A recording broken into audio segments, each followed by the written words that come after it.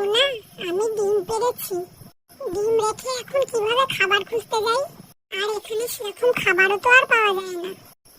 তুমি এক কাজ করো, তুমি ওই জলপরীর কাছে গিয়ে সাহায্য চাও।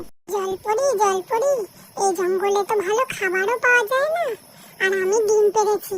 এখন আমি আমার ডিম রেখে কিভাবে খাবার খুঁজতে যাই জঙ্গলে? জলপরি, তুমি আমাকে একটু সাহায্য করো। তোমরা এই জঙ্গল ছেড়ে চলে কেন যাচ্ছ না? আমি যে এখন আর চাইলেও যেতে পারবো না, আমি যে ডিম পেড়েছি। জলপরি, এবার তো আমাকে সাহায্য করো, আমার সব কথা তো শুনলে। হ্যাঁ জলপরি, আমাদেরকে সাহায্য করো।